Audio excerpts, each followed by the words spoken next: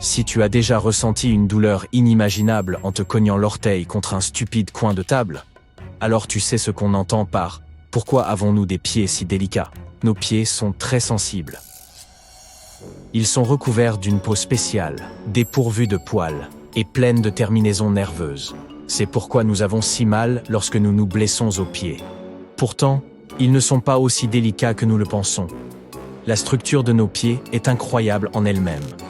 Ils sont constitués de 26 os, 33 articulations et plus d'une centaine de muscles, tendons et autres ligaments. Ces éléments fonctionnent ensemble, telle une machine qui nous permet de nous déplacer. Lorsque nous courons, nos pieds fonctionnent comme des ressorts. Ils doivent supporter jusqu'à 7 fois le poids de notre corps à chaque fois qu'ils touchent le sol. Grâce à un savant agencement de ligaments, de tendons et de tissus musculaires, nos pieds encaissent et restituent au sol une grande partie de cette force. Par ailleurs, ils peuvent également nous donner des indications sur notre état de santé général. Et chaque paire de pieds est unique. Il n'y a pas deux paires de petons identiques. Ils présentent des tailles, des formes, une souplesse, une force et des habitudes de marche différentes. C'est comme si nos pieds avaient leur propre personnalité. Mais comment en sont-ils arrivés là?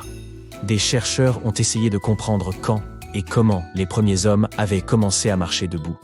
Ils se sont penchés sur les pieds, les orteils, pour être exact. La bipédie, autrement dit le fait de marcher sur deux jambes, a constitué une étape majeure de l'évolution humaine. Elle a influencé un grand nombre d'autres changements dans notre développement, comme notre comportement social et le développement de notre culture matérielle. Ces scientifiques se sont donc penchés sur les détails de l'évolution de nos pieds pour reconstituer l'histoire de notre espèce. L'équipe a examiné ces articulations singulières, appelées articulations métatarsophalangiennes, qui se trouvent entre les os longs du pied et les os des orteils. En 2015, ils ont découvert que, contrairement à d'autres primates, ce type d'articulation chez l'homme était orienté vers le haut, ce qui nous permet de l'étendre et qui semble parfait pour marcher sur deux jambes. En revanche, les singes et les autres primates ont des articulations orientées vers le bas, ce qui donne à leurs pieds une prise semblable à celle de nos mains.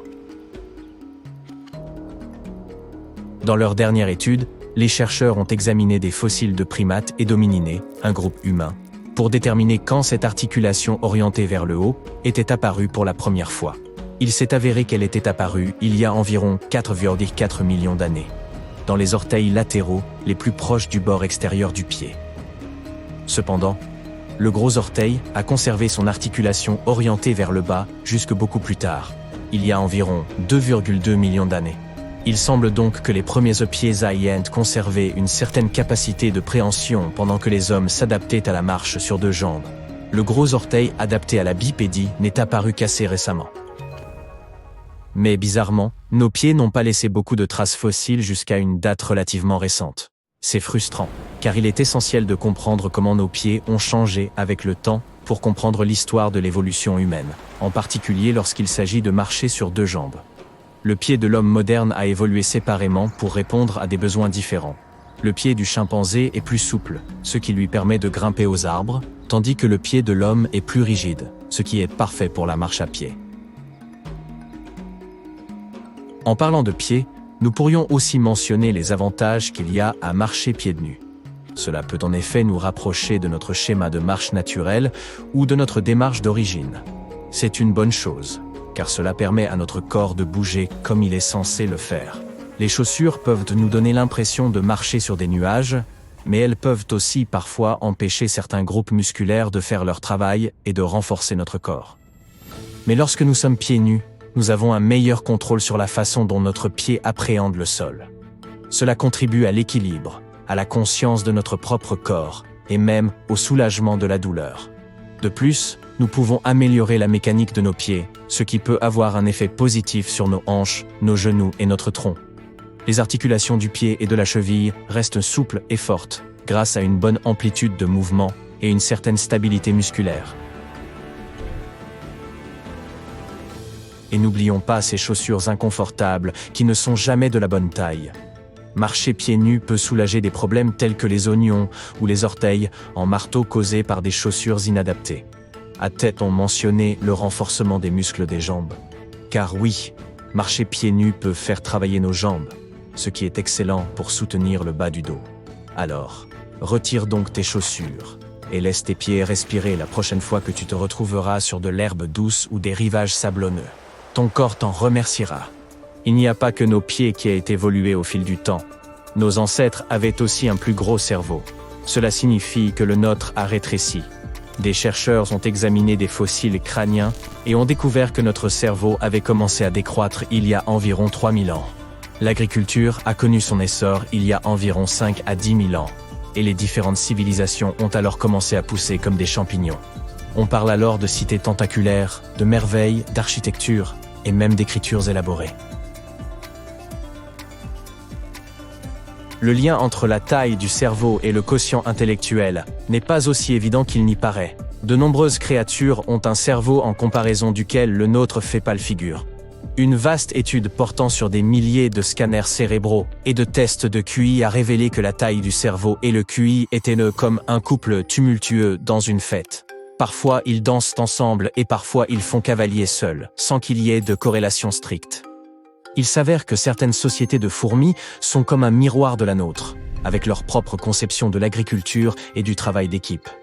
Les fourmis vivant en grande société ont de plus gros cerveaux, sauf lorsqu'elles s'adonnent à l'agriculture.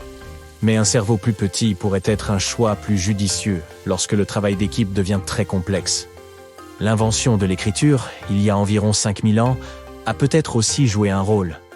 C'est un peu l'extension du cerveau par excellence. On écrit des choses et hop, on a des idées au bout des doigts. C'est comme si notre cerveau externalisait sa mémoire. Voici un fait récent que tu devrais peut-être prendre en considération, surtout si t'adonnes aux jeux vidéo. Certains streamers ont fait une découverte inattendue, après avoir passé d'innombrables heures à porter des écouteurs. Il y a un sillon en forme de casque sur le dessus de leur tête.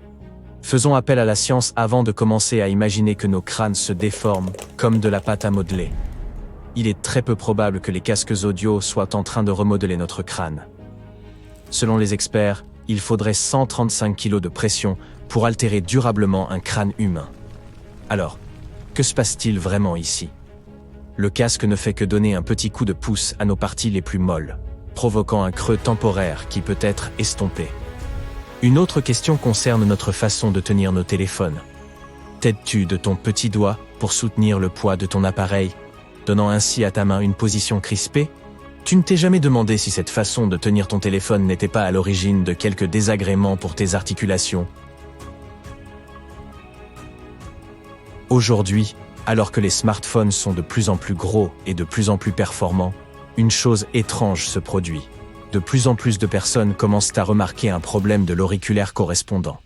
Tu auras peut-être toi-même remarqué qu'un petit sillon se formait sur ton auriculaire à force de soutenir fidèlement ton téléphone. Mettons les choses au clair une fois pour toutes. Tenir son téléphone de cette manière pendant de longues périodes peut en effet entraîner des problèmes. Le plus courant est celui du doigt à ressaut. Concrètement, le fait de plier constamment ton petit doigt pour soutenir ton téléphone peut le bloquer dans cette position fléchie, surtout tu as quelques prédispositions. C'est comme un plantage du petit doigt. Le traitement consiste souvent en des injections ou des interventions chirurgicales bénignes pour libérer ces enchevêtrements de tendons. Ton poignet peut également décider de se joindre à cette parade articulaire. La douleur liée provoque des engourdissements et des picotements dans le pouce et d'autres doigts.